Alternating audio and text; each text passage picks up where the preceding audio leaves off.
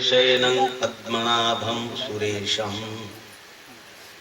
विश्वाधारं गगनसदृशं मेघवर्णं शुभांगं लक्ष्मीकान्तं कमलनयनं योगीभिर्ध्यानगम्यं वन्दे विष्णुं भवभयहरं सर्वलोकैकनाथम् यं ब्रह्मा वरुणेन्द्ररुद्रमरुतः स्तुनमन्ति दिव्यैस्तवैः वेदैः साङ्गपदक्रमोपनिषदैः गायन्ति यं सामगाः ध्यानावस्थिततद्गतेन मनसा पश्यन्ति यं योगिनो यस्यान्तं न विदुषुरासुरगणाः देवाय तस्मै नमः। वराहपीडं नटवरवपु कर्णयो कर्णिकारं बिभ्रद्दवासा कनकपिशं वैजन्ती यमाला रन्ध्रानवेणोरधरसुदया पूरयन् गोपवृन्दैः वृन्दारण्यं स्वपदरमणं प्राविशति गीतकीर्तिः वसुधैवसुतं देवं कंसचाणूरमर्दनं देवकी परमानन्दं कृष्णं वन्दे जगद्गुरुं प्रपन्नपारिजाताय स्तोत्रवेत्रैकपाणे ज्ञानमुद्राय कृष्णाय गोविन्दाय नमो नमः। अजमपि जनियोगम् प्रापदेश्वर्ययोगा दगति जगति मत्तां प्रापदेकं ह्यनेकं विविध विषय धर्मग्राह्य मुक्तिक्षणानां प्रणत भय विहंत्री ब्रह्मय तन्नतोऽस्मि। बोलियो ईश्वर भगवान की। सिंहालोकन्यायन श्रीमद् परमहंस संहिता भगवान कृष्णदेव पायन वेदाव्यास जी का वचनामृत। कृष्ण का वांग भगवान योगेश्वर का वांगमय विग्रह। जैसे कि मैंने आपसे निवेदन किया है,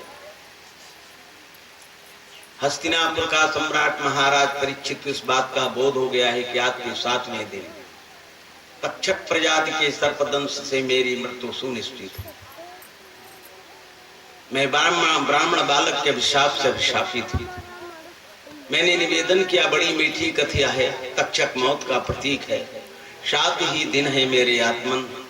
मौत का बोध होता है तो जीवन के यथार्थ को जानने की तीव्रतम उत्कंठा होती है।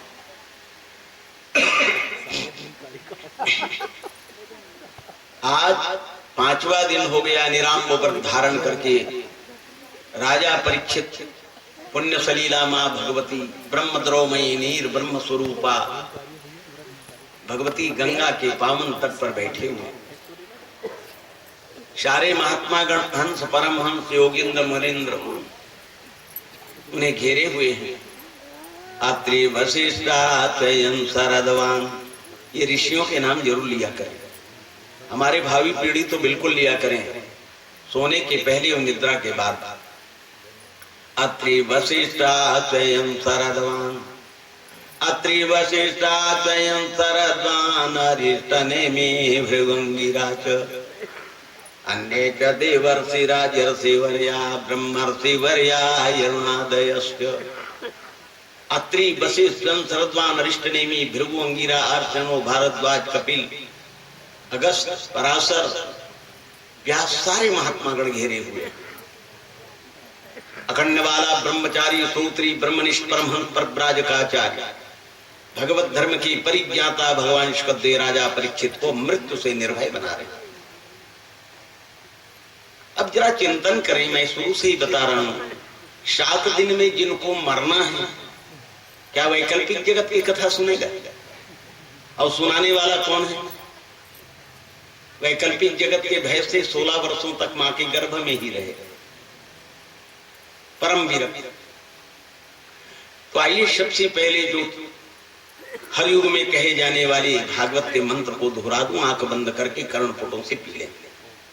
ओम ज्ञानं परम गुह्यं मे यद विज्ञान समन्वितम् शारहस्यं तदंगं च ग्रहण गदिदं मया यावानहं यथा भावो यद रूपा गुणकर्मक तथैव तत्त्वविज्ञानमस्तु ते मदनुग्रहात् अहमेवासमेवाग्रे नान्यत् यस्य सदपरम् पश्चादहं यदि तच्चायो योऽस्तिश्चेत् सोऽस्म्यहम् ऋतेथं यत् प्रतीयेत न प्रतीयेत चात्मनि तद्विद्यात् ऋतेथं यत् प्रतीयेत न प्रतीयेत चात्मनि तद्विद्यात्मनो माया यथा भासो यथा तमः यथा महान्ति भूतानि भूतेषु चेष्वनु प्रविष्टान्यप्रविष्टानि न तेषु तेष्वहम्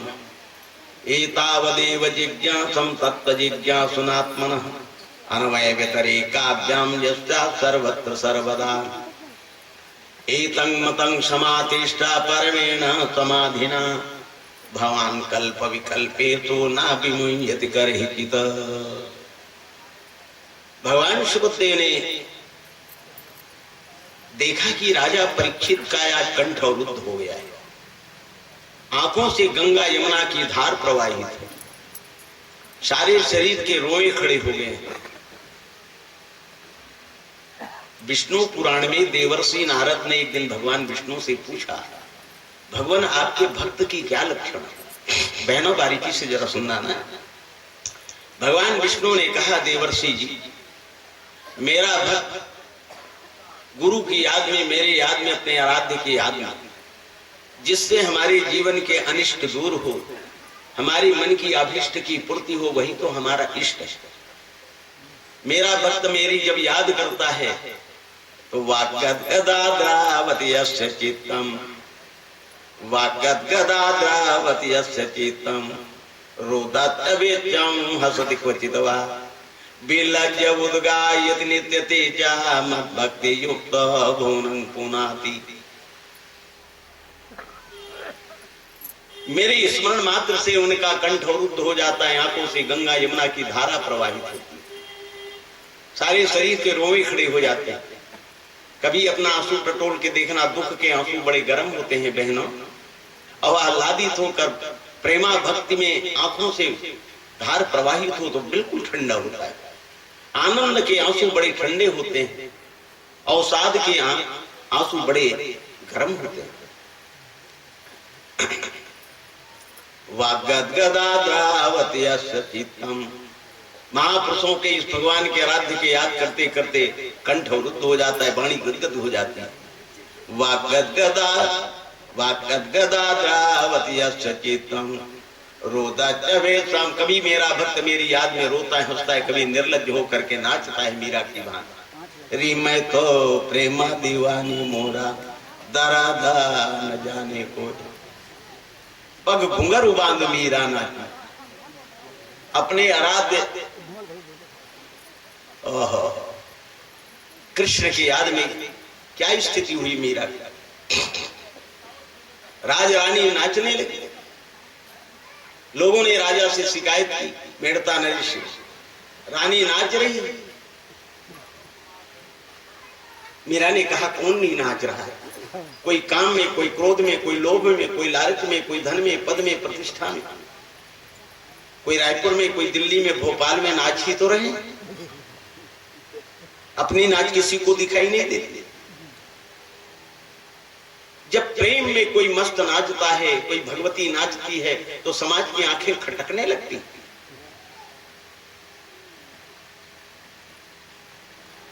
री मैं तो प्रेमा दीवाना, कौन दीवाना नहीं है?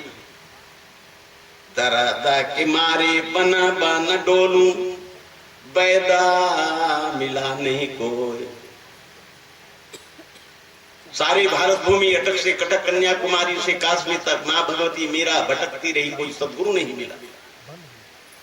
मंडलेश्वर मिले, पंडे मिले, पुजारी मिले, शास्त्रज्ञ मिले, लेकिन सदगुरु की कोई भीड़ नहीं है। उस समय भारत भूमि में एक ही सदगुरु था, माताओं, रैदास, जिनके श्री चरणों में भगवती मीरा को बोध हो। राजरानी मीरा जब शिष्या हो गई तब भी वो जूता बनाना नहीं छोड़े। लोग कहते राजरानी मीरा रैदास जी तुम्हारे शिष्या हैं। उनने कहा अभी तक संसार के लिए मैं जूता बनाता हूं, अब तो परमात्मा के लिए जूता बनाता हूं। बाजार में परमात्मा देख रहे होंगे, मुझे दौड़ के जाना है। देखा अपने भाव। सतगुरुदेव कबीर सदगुरु पद को जब उपलब्ध हुए तब भी कपड़ा बुनना बन के बाजार में परमात्मा देख रहा होगा, जल्दी जाऊंगा, चद्दर मजबूत बुनता हूं। बेईमानी का सवाल ही नहीं। जिस दिन ये जीवन परमात्मा का, मैं पहले दिन से कह रहा हूं, आदमी पत्थर के मूर्ति को, वृक्ष की पूजा कर सकता है, लेकिन जीवन को परमात्मा स्वीकार नहीं करता। इसलिए स्वीकार नहीं करता कि बेईमानी करते नहीं बनता, मंजन घसते नहीं बनता, अनर्थ करते नहीं बनता। ये आत्म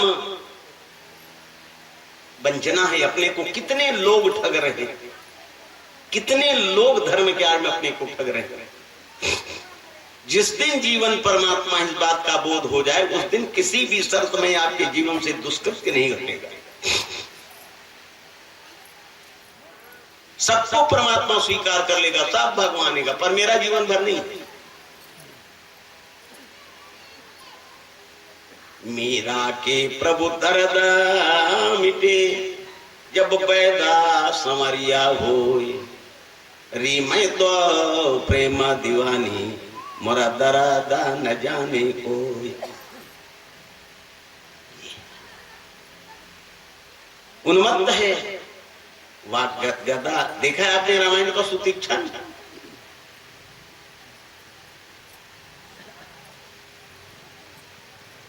उन्मत्त है, प्रेमोन्मत्त।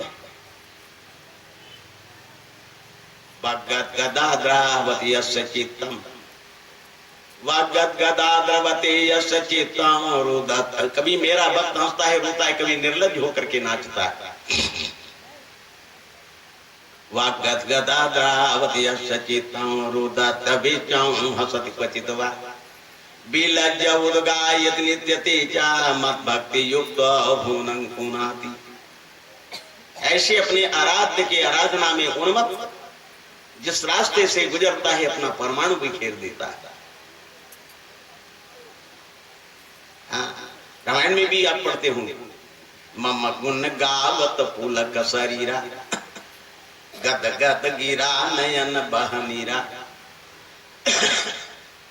कामयाद मद दंभन जाके, तात निरंतर बसमय ताके, करम बचन मन मोर गति, भजन करे निष्काम, तिनके हृदय कमल महु, करम सदा विश्राम।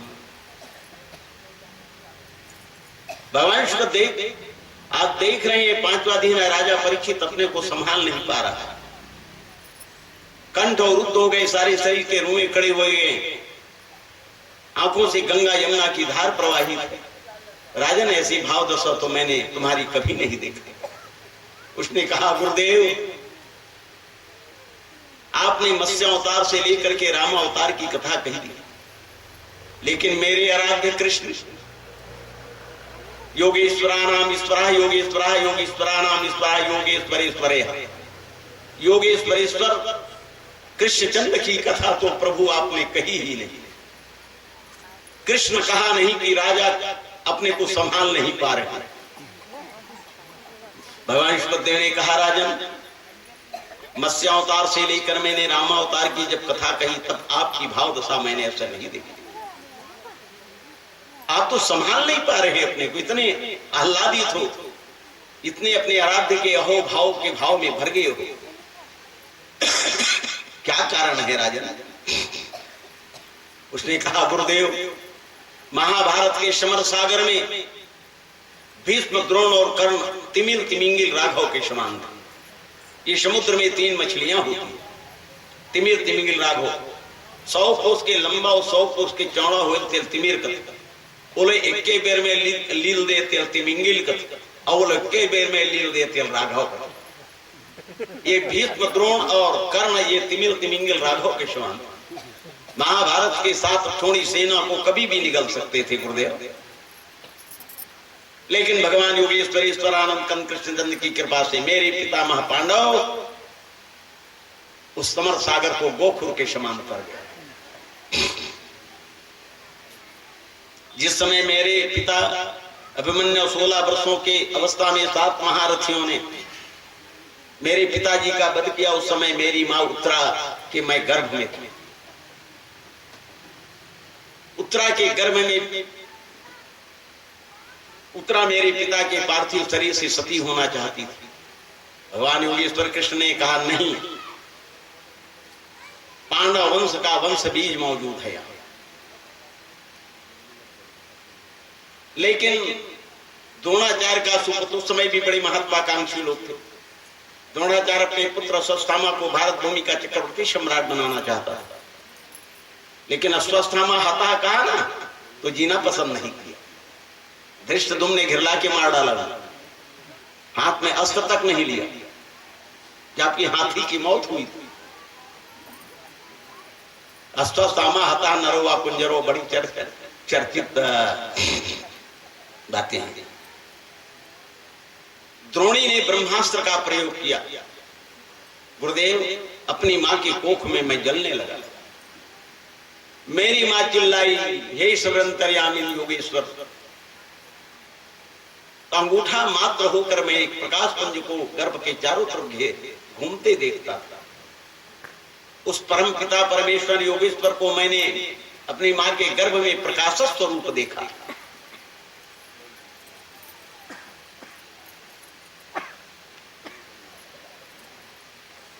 मेरी मां के गर्भ से मैं बाहर आया, ब्रह्मास्त्र का प्रयोग हुआ, मेरी मौत हो गई।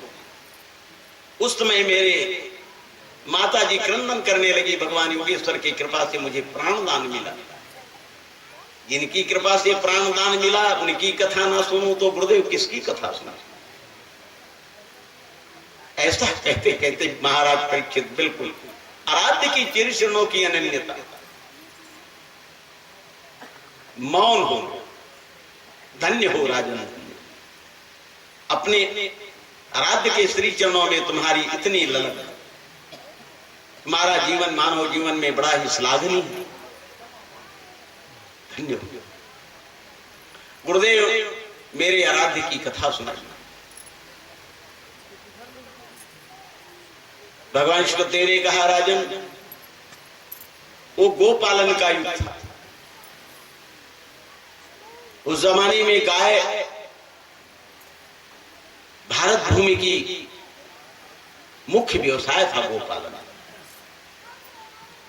मैं दूरा चुका हूं। 9 लाख गायें जिनके अधीन होती थी उन्हें नंद कहा जाता था। 12 लाख गाय के जो मालिक होते थे वृषभानु, एक गाय जिनके लाख गायों के अधीन होने वाले वो उपनंद कहा जाता था। वो गोपालन का युग था। और भारत भूमि में सबसे जो संपन्न राज्य था वो यादवों का गणराज्य था। हाँ, 56 गोत्र के यादव संगठित थे, जिनका प्रधान केंद्र था, भगवान सुखदेव बता रहे हैं, मथुरा। और बड़ा कड़ा नियम था, रोटी बेटी का संबंध केवल अपने में ही होता था। गोकुल के मथुरा के बेटी और गोकुल के गाय जेकर कर्म छाड़े थे दूसरा जगह जाए, इतनी कड़ाई थी वहां।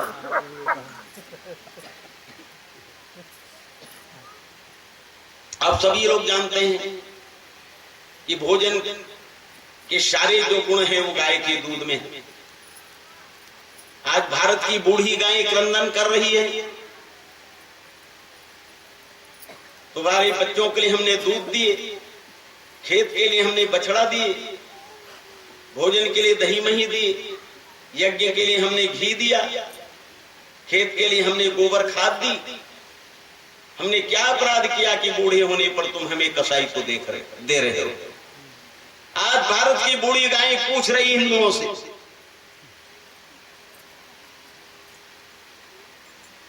आज विज्ञान ये सिद्ध कर चुका है कि गाय के दूध में जो गुण नहीं है वो गाय के झरण में है। ये सिद्ध हो गया है दुनिया की ऐसी कोई बीमारी नहीं जो गोमूत्र से ठीक ना हो।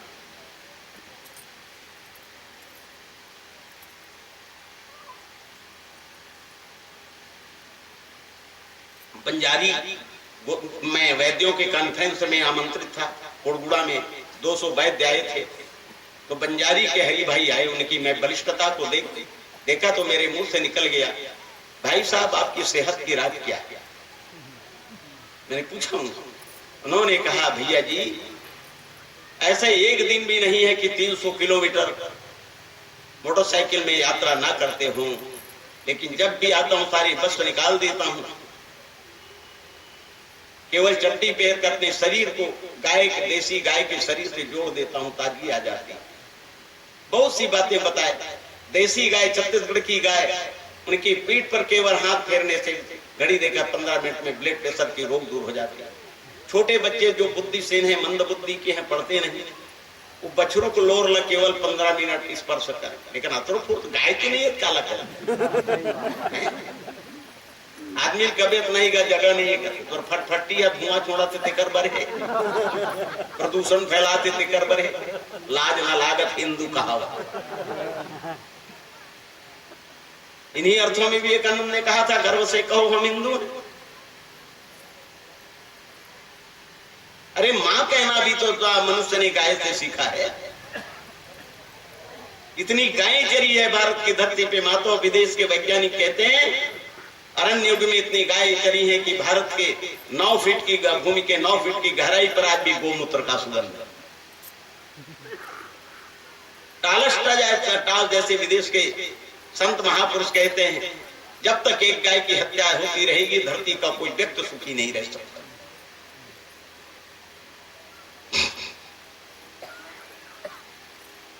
गोबर उठाने में तकलीफ है लोगों को।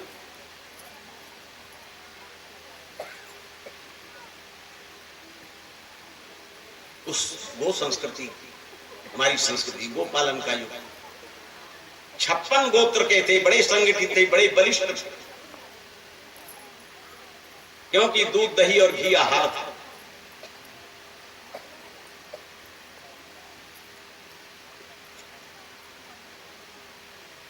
उनका प्रधान केंद्र था बहनों, वो था मथुरा।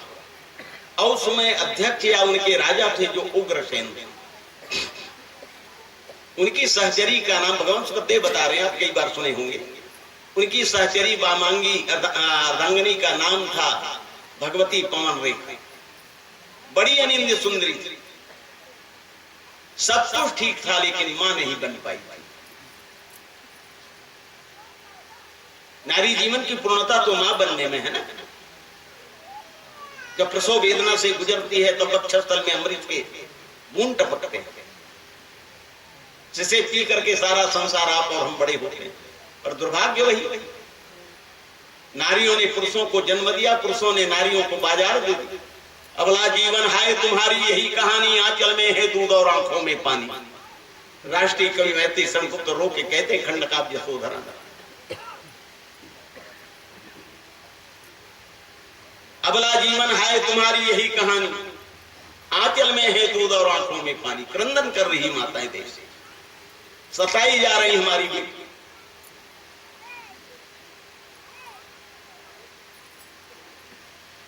भगवान सुखदेव ने कहा राजन, हर साल वर्षगांठ होता था मथुरा में। सुदूर अंचल के सारे यादव परिवार अपनी सहचरी बाल बच्चों को लेकर मथुरा में डेरा डाल देते थे, दूध दही लेकर। गायों और बैलों का प्रदर्शन होता था, बड़ी प्रतिस्पर्धा होती थी गोपालन में। भगवान सुखदेव ने कहा राजन, महोत्सव हो रहा है, दुल्हन की भांति मथुरा नगरी सजी हुई है।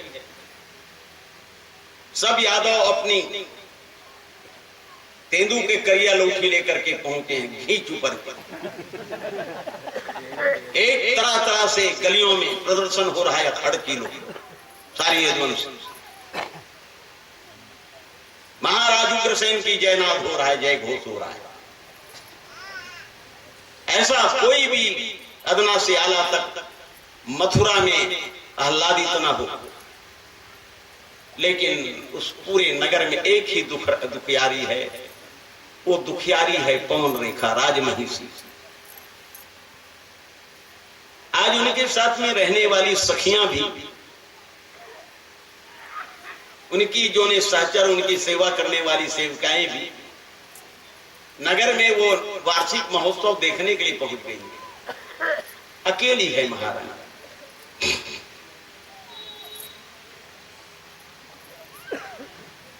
बड़ी उद्विग्न हो गई, उपराम हो गई। राजमहल को त्याग करके थोड़ा सा आंगन में उपवन हुआ विचरण करने के लिए निकल गई। बिल्कुल संध्या का वक्त है। सूर्य नारायणम सुमाली भुवन भास्कर अस्ताचलगामी हो चुके हैं सूर्य नारायण। चहलकदमी करते करते महारानी पवन रेखा जो है, वो राजमहल के जैसे ही कुछ दूर आंगन में उपवन है वहां पहुंचती। वहां अप्रत्याशित रूप से देखा मेरे स्वामी उग्रसेन यहां पहुंचे। कुछ नहीं, उस नगर का सबसे बड़ा तंत्राचार्य दुर्मिल बिल्कुल छद्मय वेश में वहां पहुंच गया। ये भवनश्वर देवराजा से कह रहे। उसने कहा महाराज आपकी तो जय घोष हो रहा था, अचानक यहाँ कैसे दिख गए? वो छद्मवेशी दुर्मल ने कहा नगर के सारे लोगों को मैंने देखा, रानी उस महोत्सव में तुम्हें ना देखकर मेरे भीतर के प्रेम जागा, तुम्हें याद करते मैं पहुंच गया। भोली भाली पवन रेखा, संध्या का वक्त है। पवन रेखा थे महाराज उग्रसेन के भेष में दुर्मिल दैत्य ने प्रणय निवेदन किया। रानी ने कहा महाराज एक राजा के पास 12 विद्वानों की अकल होती है, ये संध्या का वक्त है और संध्या का वक्त आराधना के लिए होता है, पूजा के लिए होता है, ध्यान धारणा समाधि के लिए होता है। ये क्या कह रही है? लेकिन पुनः वही ने प्रणय निवेदन किया, रानी ने सहमति दे दी। लेकिन पता चला ये तो दुर्मिल दैत्य है, ये तो मेरा सतीत्व भंग कर दिया। तुलसी का पत्ता यही हाथ में लिया, मैंने मन क्रम वचन से उग्रसेन के अतिरिक्त तो स्वप्न में ही किसी पुरुष का चिंतन ना किया हो तो दुर्मिल कांप गया। दुर्मिल उन्हें कहा माता जी क्षमा कर, आज से पूरी होगी तेरी आस, लड़के होगा 10वें मास। मां बनने की तमन्ना कहां से कहां ले गई। मां भगवती पवन रेखा गर्भवती हो गई। महाराज उग्रसेन बड़ा आह्लादित हुआ। चलो भगवान की ऐसी महती कृपा हुई कि मैं भी पिता बन जाऊंगा। दिन बीते, रात बीते, महीना बीता, 10 महीने के बाद जब उस बालक का जन्म हुआ, बिजली चमकने लगी, बादल गरजने लगे, दरवाजे पर कुत्ते रोने लगे, उनका पात होने लगा। भगवान इष्ट देने कहा राजन उग्रसेन तो बड़े घबरा गए। तमाम गणकाचार्य ज्योतिषियों को बुला करके कहा महाराज उसको उपाय करो, बड़ा अनिष्ट होने जा रहा है। ज्योतिषियों ने बालक को देखा, लग्न चक्र बनाए और नाम रख दिए कंस। पूछा गया बालक का नाम का अर्थ क्या होगा? ये कसति हिनाति सा कंसा, ये बड़ा साम्राज्यवादी होगा, राज्य का विस्तार करेगा, बड़ा बलिष्ठ होगा। गो ब्राह्मणों को सताने वाला होगा और किसी महापुरुष के हाथों से ये मारा जाएगा। लेकिन पुत्र मोह में वही जानते हर पिता धृतराष्ट्र, चलो मैं बाप तो बन गया। बात आई और गई, चंद्रकला की भांति कंस बढ़ने लगा। 3 वर्षों की अवस्था में इतनी शिकायत आने लगी, किसी के बच्चे का गला घोड़ दिया, किसी के बच्चे को कुआं में फेंक दिया। बड़ी ज्यादतियां बढ़ने लगी। रोज कोई ना कोई वो बालक अपराध करने लगे, रोज शिकायत आने लगी।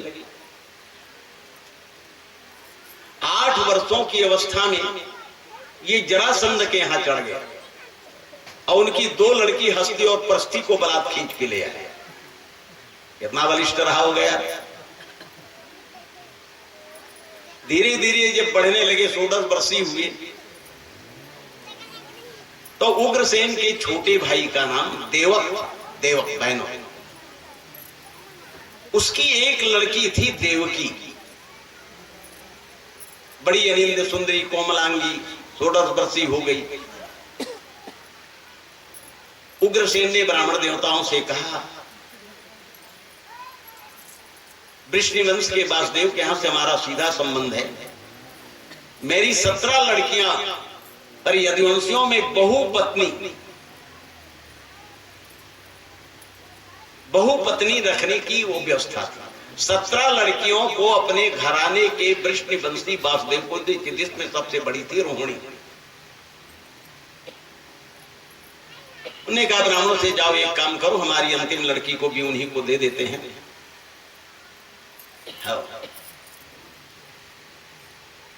तय हो गया। कंस ने कहा, पिताजी आपने 17 विवाह किए, 18वां विवाह मैं करूंगा, शाही शादी करूंगा। शाही शादी आपने सुना? माधवराव सिंधिया के यहां जब विवाह हुआ, काश्मीर नरेश जो विद्वान है, काटना सिंह के जति बराती गेरी थे लेकर जीप दी। अरे तो बारात मत जाते इसने जाठा सा पर। एक बार मैं हिंदुस्तान पत्रिका में पढ़ा, बंबई के एक उद्योगपति ने सारे बारातियों को एक जीप धरा दिया। मैं भी सोचने लगा शायद ये इस जीवन में तो संभव नहीं, अगली बार तपस्या सफल हो जाए तो। उन्हें कहा, पिताजी आप बिल्कुल डिस्टर्ब मत करें, हम शाही शादी करेंगे। आकूत संपदा एकत्रित किया उसने। नियत समय पर बारात पहुंचा, पानी ग्रहण हुआ।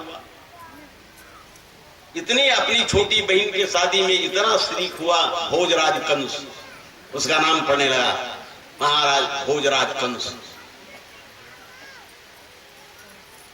अब भोजराज कंस जो है अपनी बहन को लेकर, संध्या का वक्त है, स्वयं रथ की बागडोर अपने हाथ में रखे हुए हैं और रथ का संचालन बड़े आह्लादित होकर के कर रहे हैं।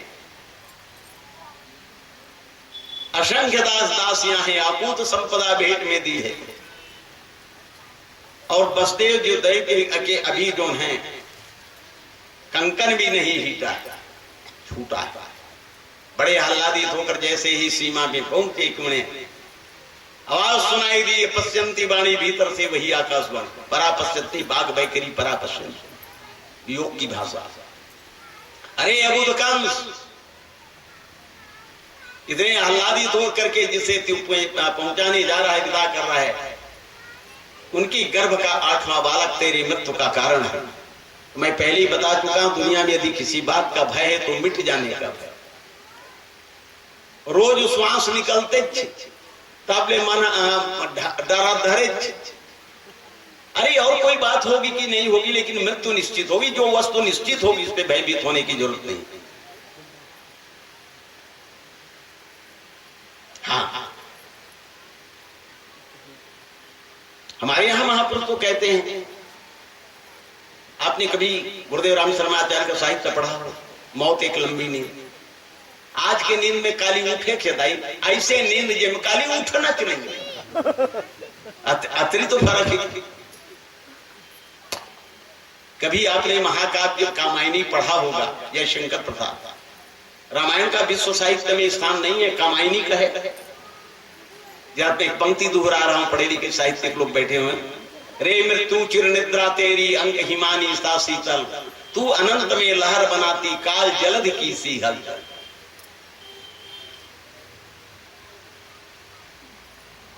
कितनी गहन शांति है मौत।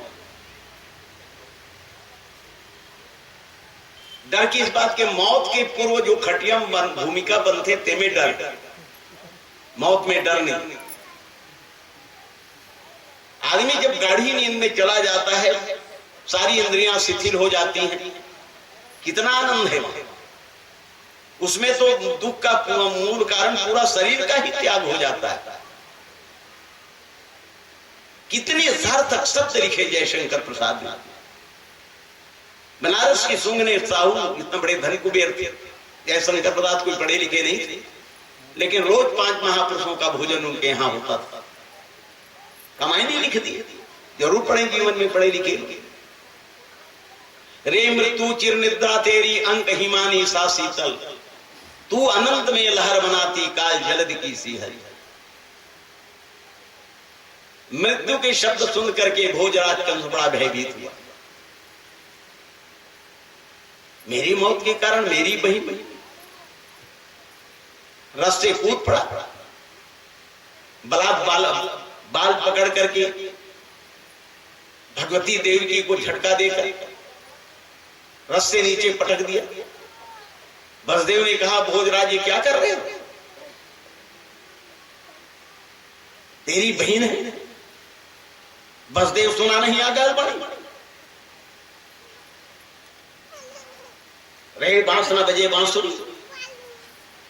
बसदेव ने बड़ी सुंदर शब्द कहा, भोजराज का मृत्यु देहेन सहजायते अद्यवासतांतरे।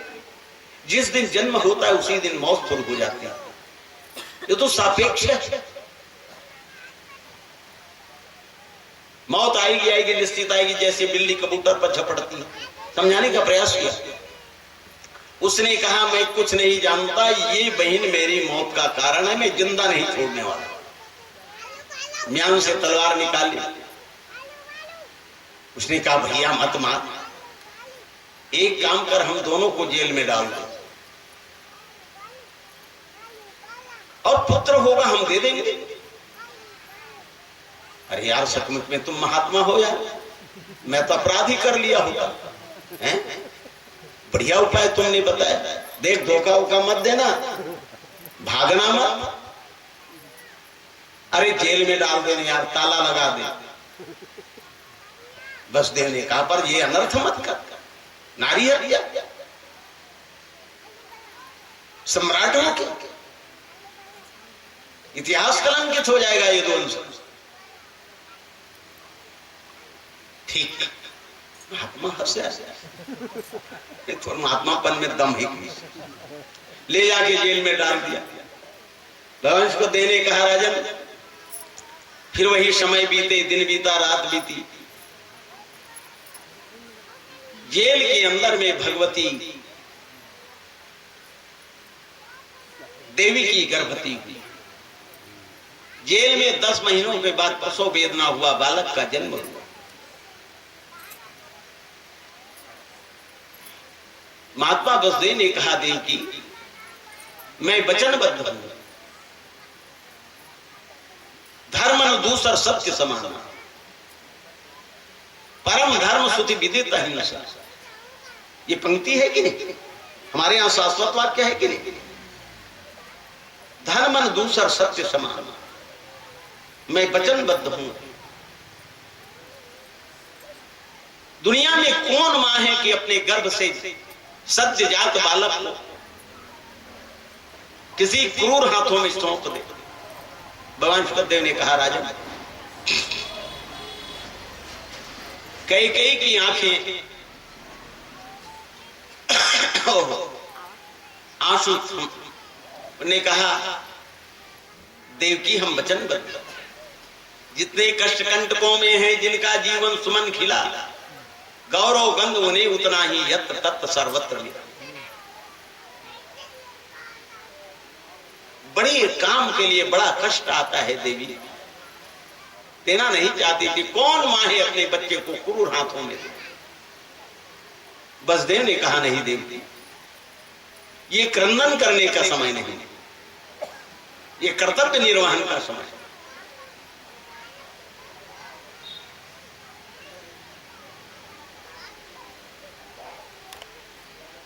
मानो द्वापर युग की पन्नादाई।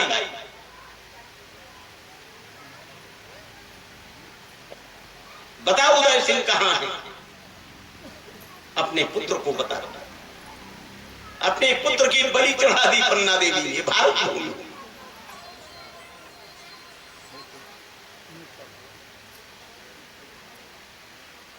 उस बालक को लेकर के पहुंचा, राजमहल में प्रवेश किया। भोजराज कंस राज सिंहासन पर बैठे हुए, उन्हें कहा भोजराज कंस की जय हो, देवकी के गर्भ से बालक पैदा हुआ। अरे बड़े पचन कि पक्के हो यार। बसदेव जी, इस बालक से मुझको भय नहीं, मुझे भय तो आठवां बालक से है ना, आठवां गर्भ से। ले जाओ इसे। और बेचारा सोच रहा है दुष्ट क्या नहीं कर देते, सज्जन क्या सह नहीं लेते, पता नहीं कब बुलवा ले। ये सोच ही रहा है कि नारायण नारायण नारायण, देवर्षि नारद आ गया। आइए भगवान आइए। देवर्षि ने राज सिंहासन के किनारे जाकर भोजराज के कंस में के कान में कहा, मैंने सुना है रे देवकी का कोई लड़का वड़का हुआ है। ये नारद आपने ठीक किया, सुना है महाराज, गलत नहीं, आप सही सुने। आप क्या हुआ? अभी आया था बसदेव उसको लेकर, तो तूने क्या किया? मैंने उसे कहा ले जाओ, आठवां से मुझे करे। कौन सा आठवां रे? तुम जैसे उद्दू बुद्धू राजा महाराजा यदि आज आगमनी का अर्थ समझे, तुम देवर्षि को कौन पूछे रे? बड़ा घबरा गया भोजराज। क्या कहा महाराज? मैं समझ नहीं पाया। सर्किल बना दिए, सिद्ध कर दिया, आठवां भी एक हो सकता है, एक भी आठवां हो सकता है। तत्काल मंगा लिया। बसदेव सोच रहे थे ये तो होना ही है। मासूम बच्चे के पैर को पकड़कर उठा करके राजमहल के बगल के पत्थर पर बालक पटक दिया गया। एक क्रंदन की आवाज आई राजमहल के प्राचीरों में, वो क्रंदन गूंजता रह गया। बसदेव खाली हाथ। भगवान श्रीदेव ने कहा राजन, इस तरह से 6 पुत्रों को मार डाला। मां भगवती देवकी की आंखें पथरा गई, आंसू सूख गए। भगवान सुखदेव ने कहा राजन, अपने राज्य की कथा सुन रहे हैं भगवान सुखदेव, सुना रहे हैं भगवान सुखदेव। राजा परीक्षित की आंखों से दर दर आंसू का प्रवाह।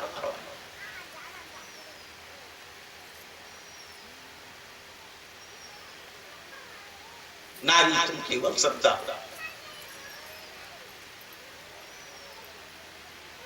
भगवान सुखदेव ने कहा राजन,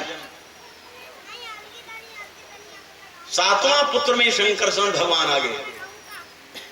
शंकरसन कहते हैं आकाश तत्व। स्वामी रामकृष्ण जब अमेरिका गए तो अमेरिका के बड़े बड़े विद्वानों ने कहा आपके यहाँ बहुत गप मारे हैं शास्त्र में, कैसे पृथ्वी से स्नान में रखेगा, एक झमाल रख देवे का माछी साफ माटी। उन्हें कहा संस्कृत का शब्दकोश है जी, शेष अर्थ होता है क्या? आकाश खाली है, और नाग कहते हैं आकर्षण। तो तुम्हारा विज्ञान भी तो यही कहता है आकर्षण विकर्षण के सिद्धांत अनुसार तारे नक्षत्र टिके हुए। यार भारतीय साथ विद्वान कहते हैं, विद्वानों की भाषा बड़ा अलंकारिक। गणित के प्रोफेसर थे लक्ष्मण मणि आकाश तक।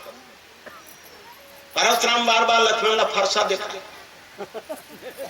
तो लक्ष्मण का है भाग देम नहीं कटे तेरे शेष कर वो तो फरसम कट गई।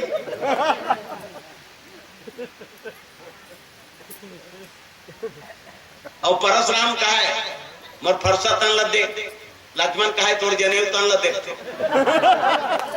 नवताक के है ना। नाथ ये का गुण धनुष हमारी नाथ ये का गुण धनुष हमारी, नौ गुण परम पुनीत तुम्हारी। राजर्षि मनु ने क्या लिखा? ऋजु तपस्वी संतुष्ट सुचितांते जितेंद्रिय, ऋजु तपस्वी संतुष्टो सुचितांतो जितेंद्रिय, विद्वान दाता दयालुश्च ब्राह्मणो नौ भीर्गुणै। वो काहे लइका लेकर हटाओ, आखिर मुंतन दिग्बे नहीं करो, बड़ा संकेत। लखन कहे सुना हूं मुनि, क्रोध पाप कर मूल, जेहि बस जन अनुचित करहि, चरहि विश्व प्रतिकूल। थोड़ा सामान कनवल हरियर हरियर हो गए। ये भगवान सुखदेव ने कहा, राजन सातवां में शंकरसन भगवान आए। आज भूमा पुरुष ने माया को बुला करके कहा, अरे माया, इस समय भगवती देवी के कंस ने 6 पुत्रों को पत्थर पर पटक दिया, मेरी मां की आंख आंखें सूख गई। सातवां में शंकरसन है, उसको ले जाकर के रोहिणी के गर्भ में डाल, और ये काम कर, तू यशोदा के गर्भ में जा जन्म ले, मैं 8वां होकर के आ रहा हूं। माया कहते मैं तो छाया, मैं तो छोड़ के नहीं जाऊं। अरे जाना, 21वीं शताब्दी में कोई नहीं पूछे, जगह जगह दैया हो मैया हो। स्वामी यहां जी तो यहां तक कह देते थे कि तू भारत की प्रधानमंत्री बन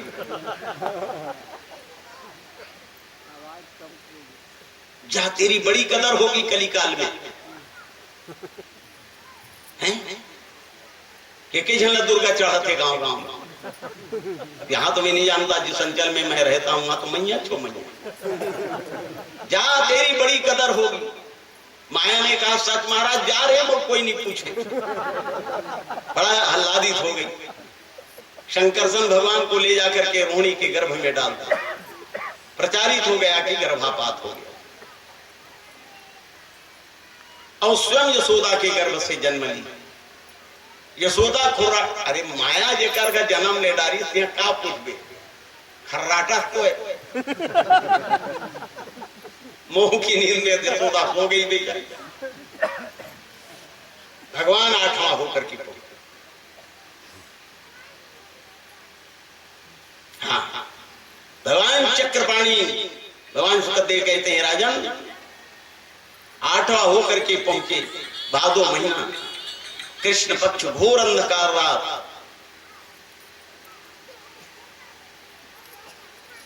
देवकी के गर्भ से बालक का जन्म हुआ। देवकी ने हाथ जोड़ के स्तुति की। जरा देवकी स्तुति सुने। रूपम यत् प्राहुरव्यक्तमाद्यम ब्रह्म ज्योतिर निर्गुणम निर्विकल्पम। पढ़े लिखे लोग बैठे हैं। रूपम यत्, यह जो रूप लेकर के आप आए हो प्रभु, ये रूप नहीं स्वरूप ही है। गहना नहीं सोना ही है, कपड़ा नहीं सूत ही है। ये उदाहरण है। इतना ऐसे मत कहे कि कुणारो माटी वाला आदि समर गांव। कई जगह से प्रचारित हो, वैष्णव सुरता रखने पर राख लेते। क्या कह रही है देव की? हाथ जोड़ करके कांप रही जेल के अंदर। बहनों जरा सुन लेना। रूपम यत्ता प्राहुरव्यक्तमाद्यम। महापुरुष लोग तो महाराज आपको अव्यक्त कहते हैं,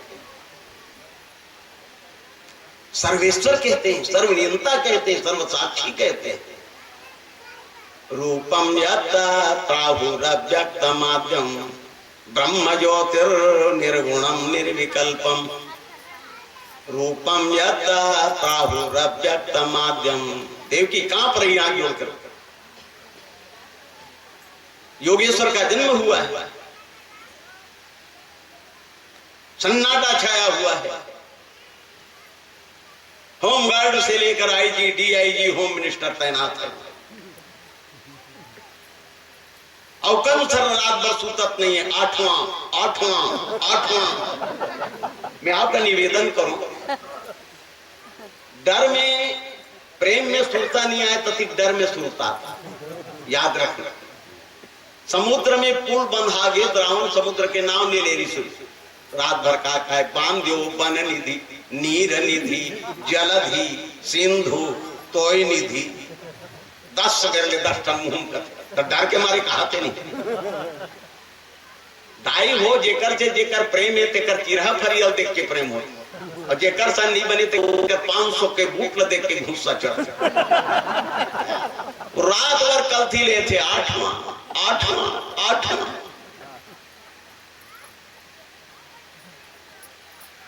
रूपम यत् प्राहुरव्यक्तमाद्यम ब्रह्म ज्योतिर निर्गुणम निर्विकल्प। ये देव की स्तुति है भागवत कवच।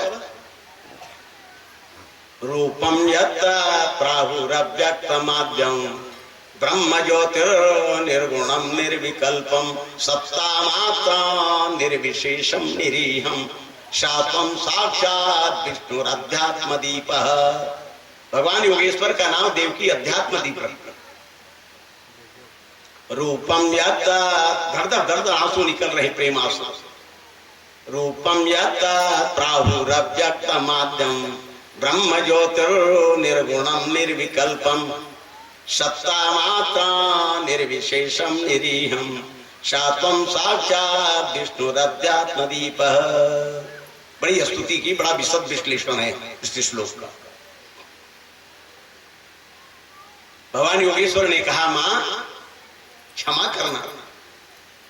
नारायण रोने लगे क्षमा करना, कंस ने तेरे 6 पुत्रों को पत्थर पर पटक दिया, मुझे आने में बड़ी देरी हुई मां। हे कारागृह के तपस्वनी मां, हे कारागृह के तपस्वनी। कौन मां है? हे कारागृह के तपस्वनी मां, मैं आज बांसुरी वाला हूँ, ईशा कृष्ण रैन का पूर्ण चंद्र, उस ब्रजमंडल का ग्वाला हूँ। हे कारागृह के तपस्वनी मां, बाट जोहती थी जो आंखें, वो अष्टम लाल तुम्हारा हूँ। हे कारागृह के तपस्वनी मां। उन्हें कहा बेटा ये दिव्य रूप में दर्शन मत दे। माता पुण्य बोली सो माती डोली, तजहु तात यह रूपा, की जैसी सुलीला यत प्रियशीला, सौ सुख परमायनुपा। भगवान ने कहा मां, योगेश्वर ने कहा मां मैं एक निश्चित डायरी लेकर धरती पर आया हूं, और डायरी के अनुसार तो आज मुझको यहां से व्रत चला जाना चाहिए। भगवान योगेश्वर की योग माया का परिणाम सारे जेल खाना में क्या, सारे मथुरा में हिप्नोटिज्म हो गया, सारे लोग सम्मोहित हो गए गहरी नींद में।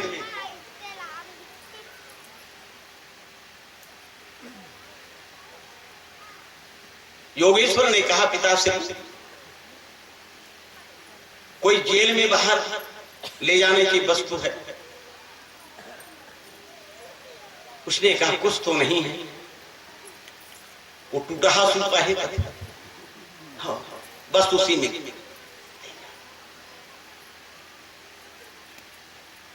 भगवान योगेश्वर को ले जा रहे हैं।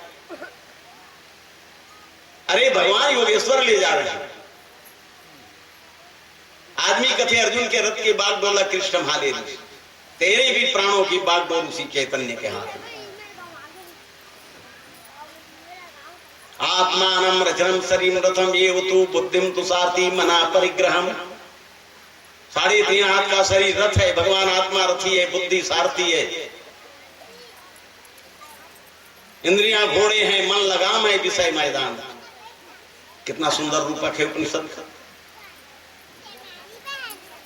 आत्मानं रथम शरीरम रथम ये तु बुद्धिम तु सारथी मना प्रज्ञम इंद्रिया निहाया। जब तक रथी सजग है भगवान आत्मा, सारथी संभाले है घोड़ा, तब तक इंद्रियां नियंत्रित है और रथीच्छाओं हाथ सारथी घाट ढीला हो, घोड़ा चला खेत में खुश यही हो रहा है।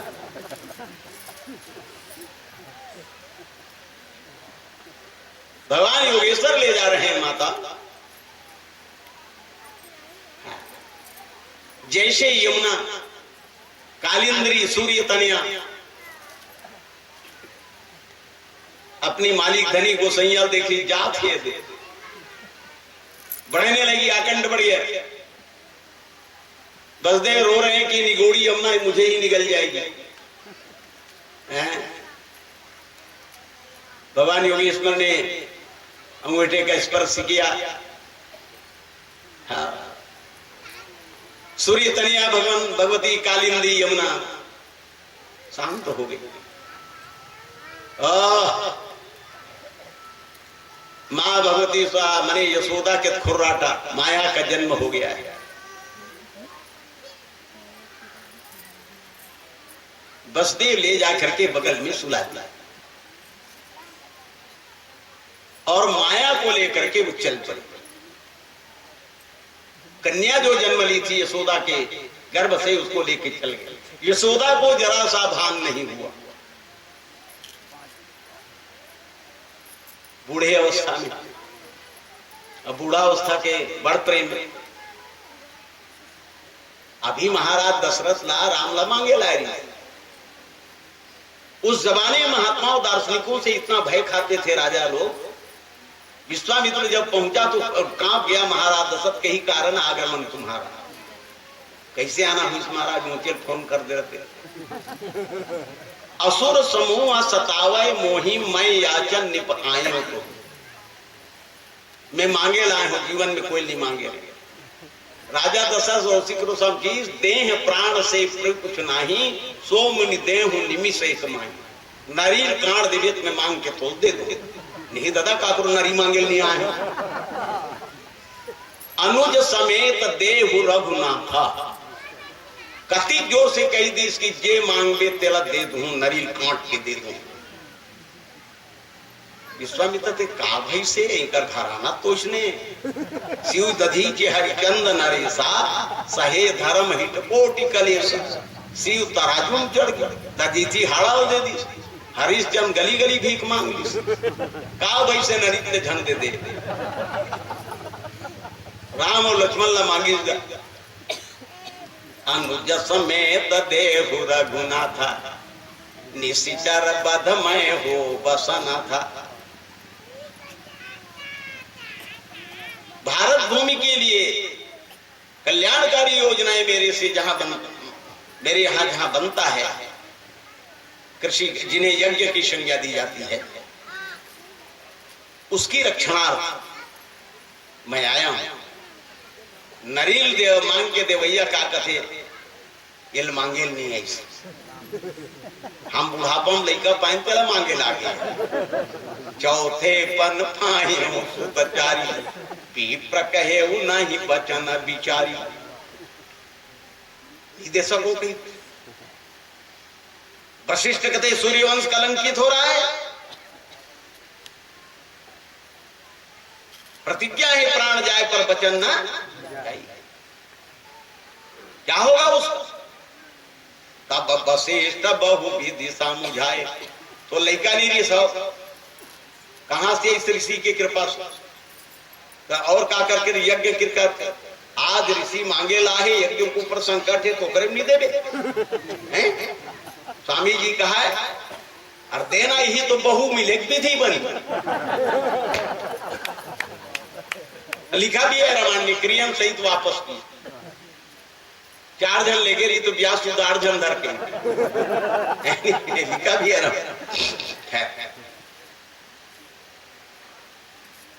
भगवान योगेश्वर को लेकर के जब छोड़ दिए वहां और मध्य रात्रि को पुनः माया को लेकर भगवान श्रद्धे कहते हैं राजन, और राजा तो आज भाव समाधि में डूबे।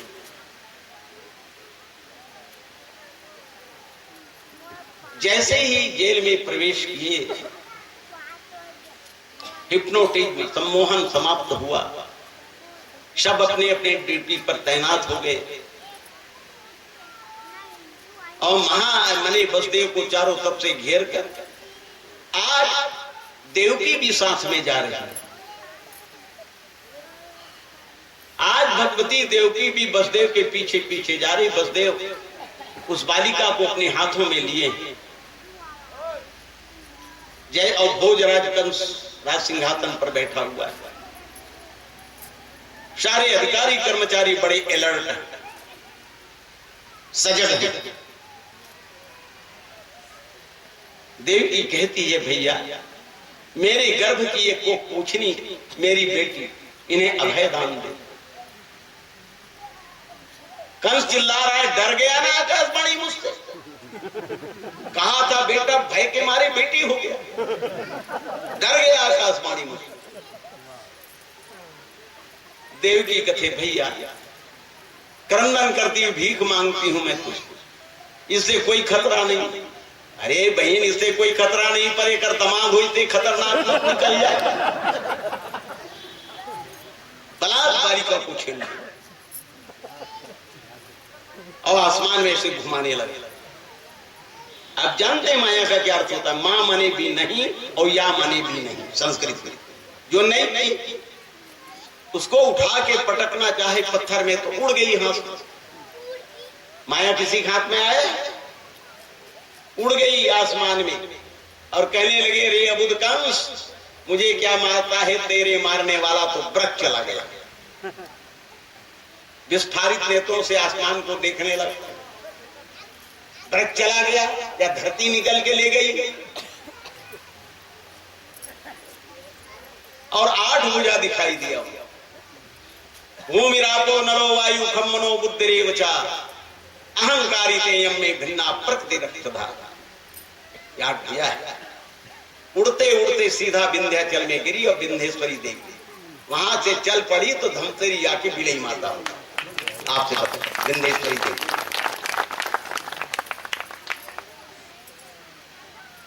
अब कंस का दिमाग घूम गया, अब जेल में रखने का कोई अर्थ नहीं, छोड़ दिए देवकी बस।